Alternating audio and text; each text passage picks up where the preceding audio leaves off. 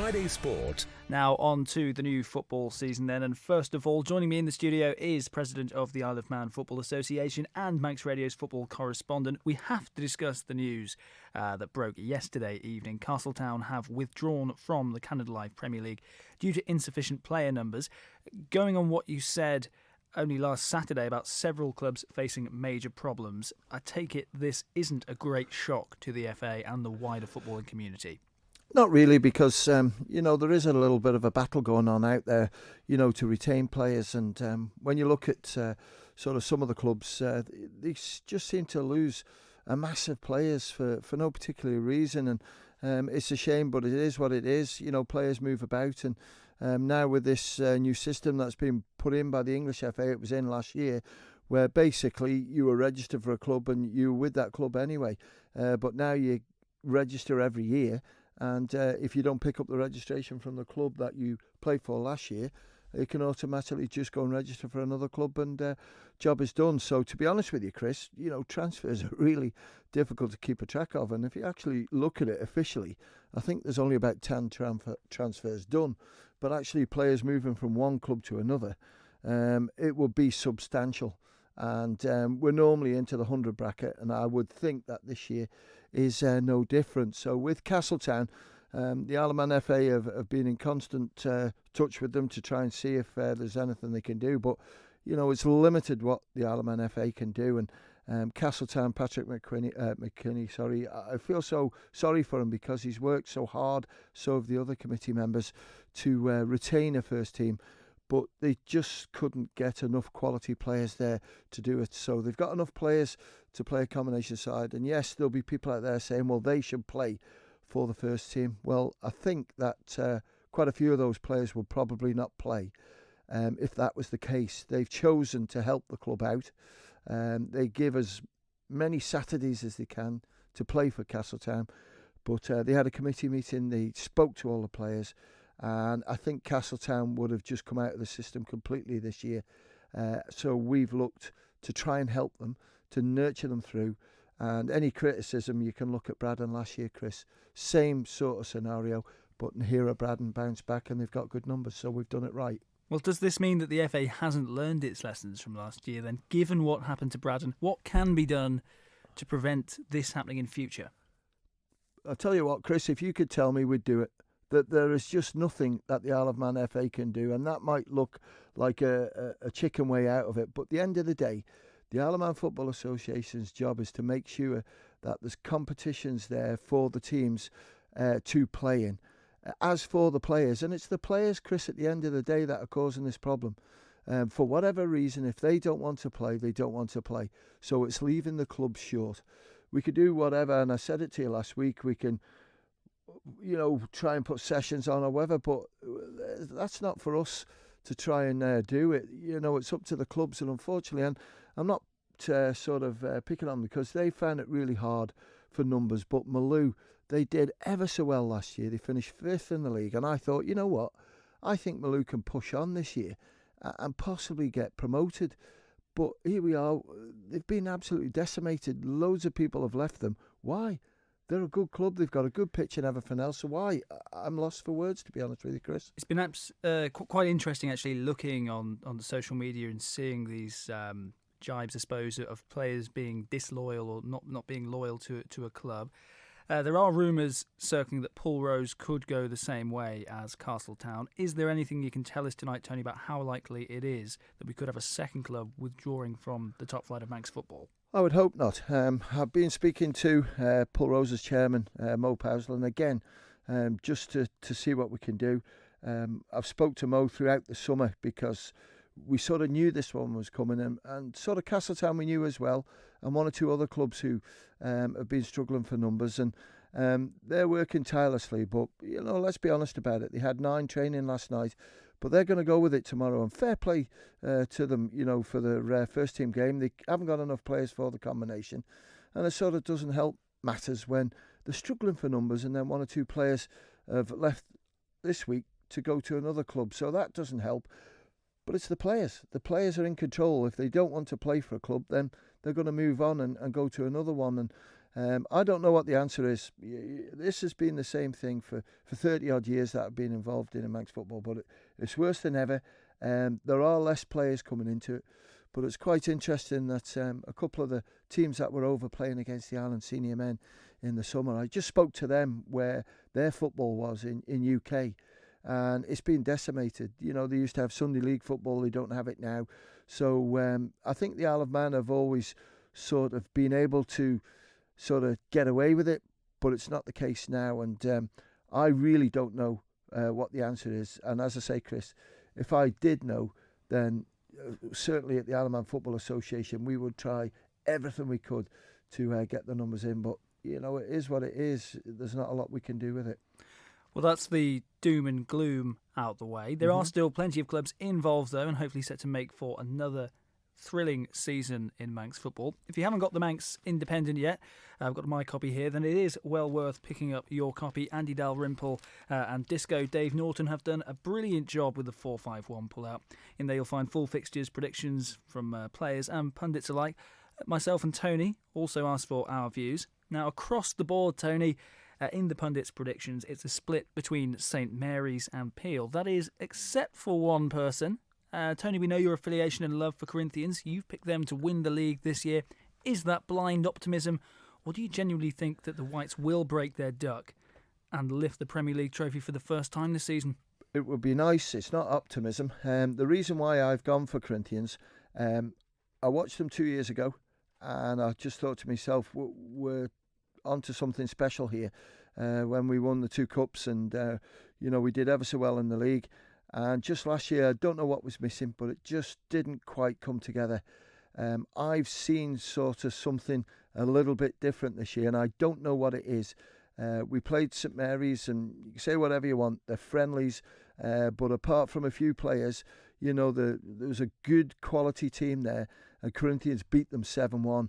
And I'm looking at 1 or 2 players there. Steve Whitley's been a revelation this summer for the Ireland team, and also for Corinthians, scoring plenty of goals. And Steve Whitley's got the bit between the teeth. And actually, I was going to pick Steve as my player of the year, but I just thought myself, Corinthians, Steve Whitley as player of the year, and Sean Doyle as golden boot. I thought, nah, this is looking too much one way. So I just thought, I've got to alter that one.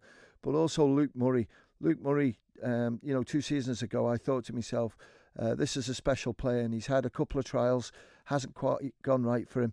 But again, when he's pulled on that Ireland jersey, he's played really well, and he's looked good for Corinthians as well. So that's why I opted for Corinthians. Dan Simpson's a loss. Dan Simpson's one of the best players, attacking players on the Isle of Man at present.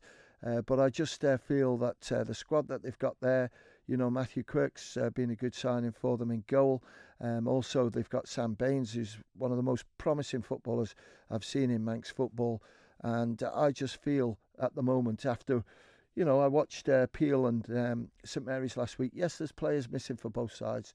But I just think at the moment, maybe I've stuck my neck out too far, that Corinthians have got a great opportunity. But it's a lot of football to play before any decision we made who's champions. You have lost that key man in Dan Simpson in the transfer window, as you've mentioned, a difficult man to replace. There will be a lot of people, I think, who have their doubts about Corinthians, and I don't think it's a case of ability, because I think we know the players do have that in abundance.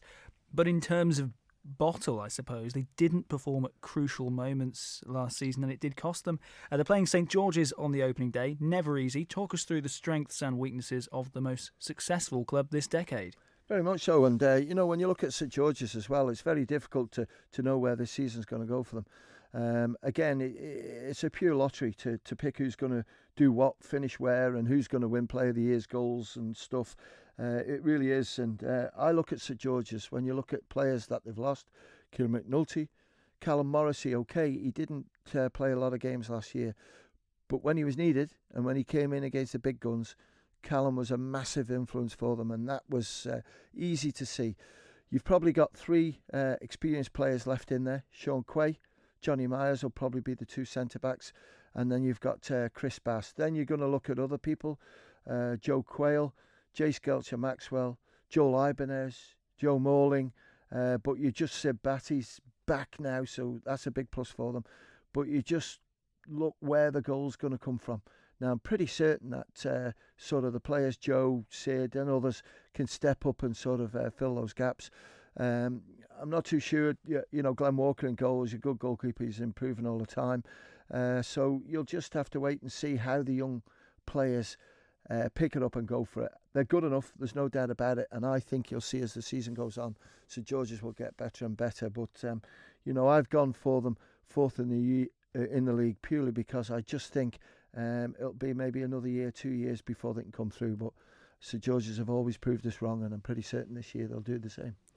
Who do you think will spring the biggest surprise this season? Anyone you feel has done some great work in the off-season, added some good players to their squad, and will cause a few shocks when the action does get underway?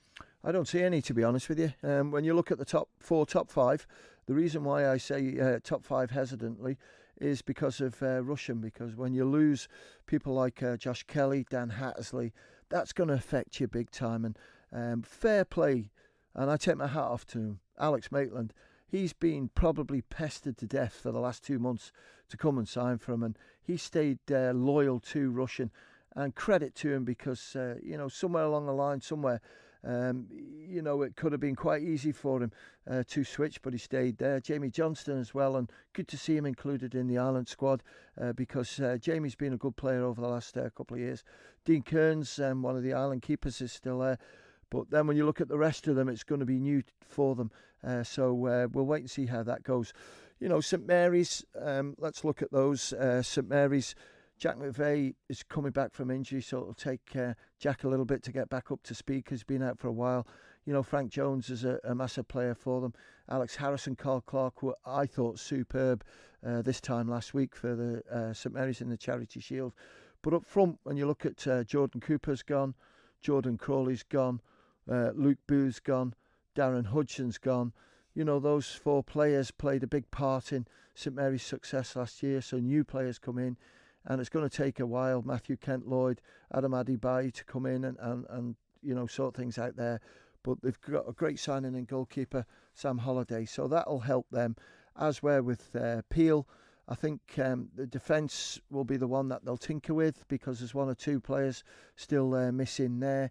But forward line-wise, Lee Gale, Rhys Oates, Dan Simpson, it's going to be a nightmare to deal with. And I'm just hoping somewhere along the line that they might have too much firepower and they can't get the supply to them. But with Daniel Bell and also Matthew Woods and probably Mark Kelly in there, then there's plenty of experience to try and get that supply through. It's quite frightening when you think about that front three. Tony was giving me a bit of banter about the colours on my tie, I have to say, before we got started this evening. Top flight fixtures this weekend then. Corinthians versus St George's. Paul Rose hosts Mary's on their first appearance back in the top tier. Laxey travel to Old Boys, and it's Ramsey v Peel and Moran versus Russian. Division 2, what an incredible season it was last year. I suppose many people will be interested to know how St John's will adjust to life in the second tier. Will they bounce back to the Premier League at the first attempt, do you reckon, Tony? I haven't got them down for it, and I work with a couple of them, so sorry, boys. But the reason, I think I said it to you at the end of the season, there was a lot of rumour, strong rumour, about Ayr United gaining some players, and they've got them. So a lot of people are tipping them, but I believe there's a few missing tomorrow because there's stag do on or something, I believe. So that might just play in the hands of Ramsey Youth Centre. But, the other team alongside them, Union Mills, have been really good with transfer or people moving to them.